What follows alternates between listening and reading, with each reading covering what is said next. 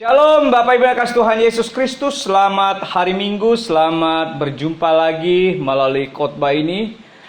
Dan pada pagi ini saya akan menyampaikan satu bagian firman Tuhan yang terambil dari Yesaya 41 ayat 1 sampai ayatnya yang ke-20. Sebelum kita membaca firman Tuhan, mari kita berdoa. Bapa di surga, kami berterima kasih hari ini kepada Engkau karena kami bisa menikmati lagi hari ini bersama Tuhan. Terima kasih pemeliharaan-Mu sepanjang satu minggu buat kami. Dan pada saat ini kami umat-Mu siap mendengarkan firman-Mu di rumah kami masing-masing. Dan biarlah Roh Kudus menolong kami mengerti, memahami, dan kami melakukan firman ini.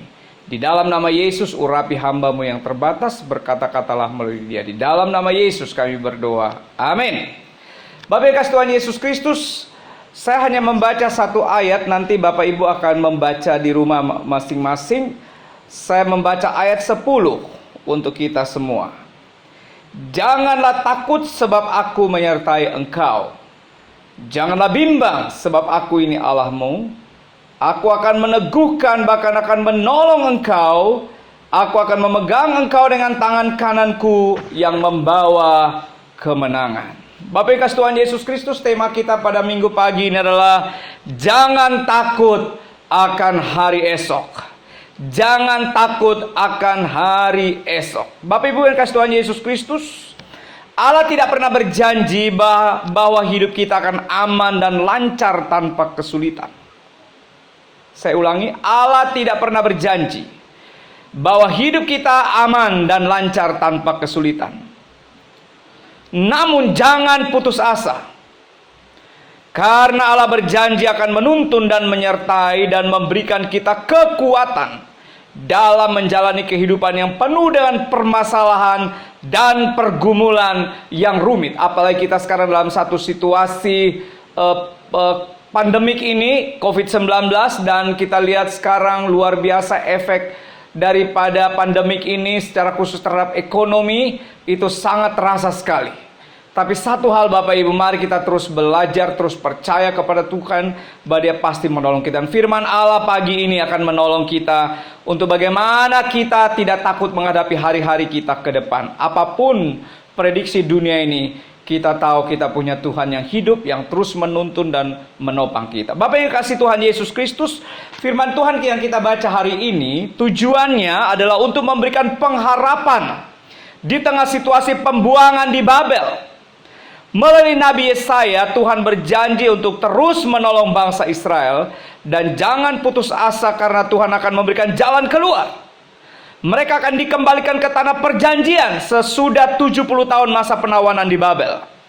Yang kedua, agar mereka terus beriman kepada Tuhan di tengah situasi tersebut. Saudara, ini konteksnya adalah konteks pembuangan, dan Tuhan memberikan firman-Nya melalui Nabi Yesaya supaya bangsa Israel jangan putus asa dan mereka tetap bertahan dan terus beriman kepada Tuhan. Karena waktu Tuhan akan datang untuk membebaskan mereka sesudah 70 tahun. Ini satu masa yang sangat panjang, satu generasi. Tapi saudaraku, Allah menepati janjinya. Tepat 70 tahun maka mereka dikembalikan lagi ke tanah perjanjian. Nah, di dalam teks yang kita baca hari ini saudara, di ayat 10 itu ada penekanannya luar biasa. Di situ ada janji Tuhan. Ada 5 alasan Tuhan mengatakan kamu tidak usah takut. Engkau tidak usah takut, saya tidak usah takut. Kenapa? Karena aku menyertai. Aku Allahmu, aku meneguhkan, aku menolong, dan aku memegang tanganmu.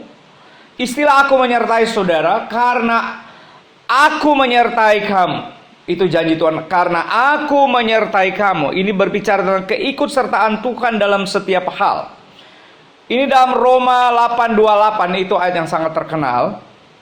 Allah turut bekerja dalam segala sesuatu mendatangkan kebaikan. Dan penyertaan Tuhan ini luar biasa. Matius 28 ayat 20 itu menjamin. Yesus sendiri yang katakan, penyertaannya sampai akhir zaman. Bapak Ibu, selama matahari masih bersinar, maka penyertaan itu masih ada. Pemeliharaan itu masih ada. Jadi engkau tidak usah takut.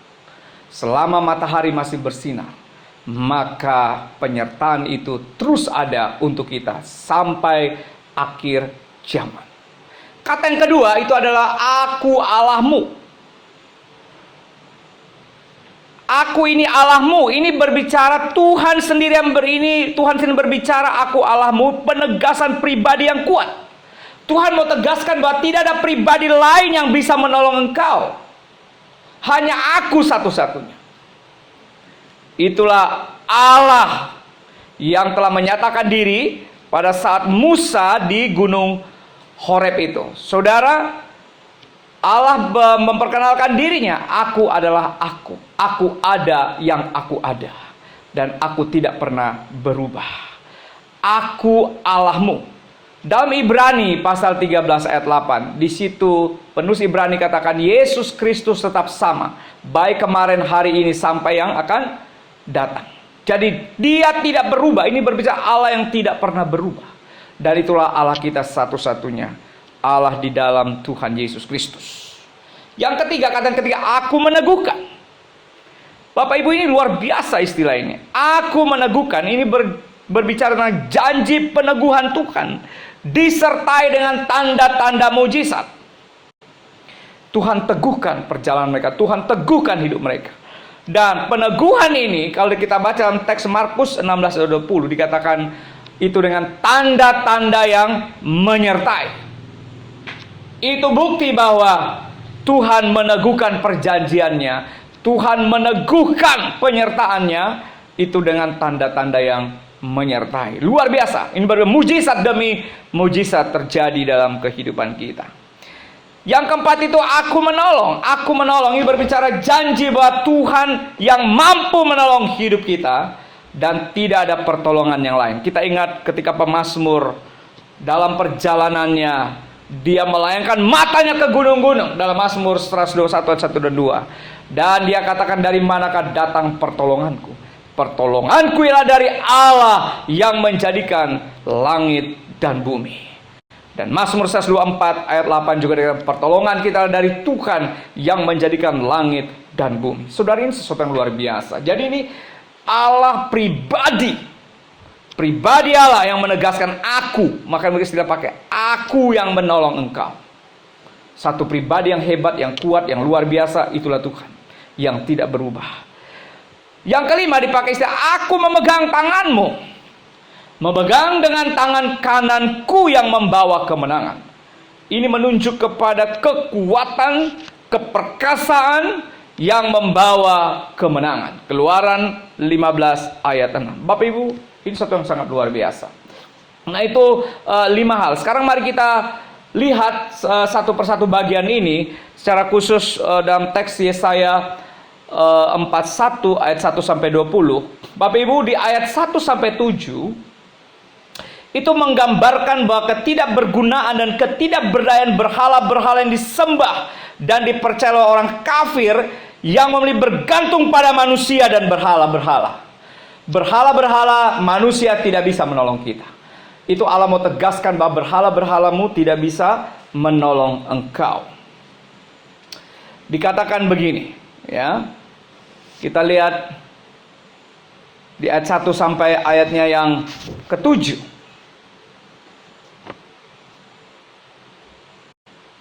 Tukang besi menguatkan hati emas, hati tukang emas, dan orang yang memimpikan logam dan martil menguatkan hati orang yang menempa di atas landasan. Ia berkata tentang patrian itu baik, lalu menguatkan dengan paku-paku sehingga tidak goyang. Berhala-berhala itu buatan manusia. Jadi betapa ngerinya manusia yang menyembah bukan kepada Tuhan, menyembah berhala, mempercaya jimat-jimat. Ini Alkitab katakan tidak berguna. Itu tidak bisa menolong engkau, tidak akan berdaya. Dia tidak berdaya dan dia tidak bisa menolong engkau. Hanya aku. Maka dia hanya aku. Maka dia 10 titik hanya aku. Sehingga Bapak kasih Tuhan Yesus Kristus, dimulai di ayatnya yang ke-11 12. Allah di sini di ayat 1 sampai 7 tadi, ya. Tadi sudah saya katakan bahwa berhala-berhala tidak berguna. Lalu Allah berseru kepada Israel yang telah Dia pilih agar tidak takut dan bimbang. Karena Allah menyertai mereka, itu ayat 8 sampai 10 tadi sudah saya jelaskan. Yang pertama dari 1 sampai 5. Ada 3 alasan kenapa Israel tidak perlu takut dan dapat bergantung pada Allah dengan tenang. Ada 3 alasan diungkapkan kenapa Israel tidak perlu takut dan dapat bergantung pada Allah dengan tenang di tengah-tengah situasi yang mereka hadapi pada saat itu. Konteks saat itu adalah pembuangan. Konteks kita adalah pada konteks pandemi corona ini. Jangan takut akan hari esok. Yang pertama adalah ayat 11 sampai 12. Walaupun banyak musuh yang marah terhadap Israel, Allah akan membuat musuh-musuh itu malu. Ayat 11 sampai 12.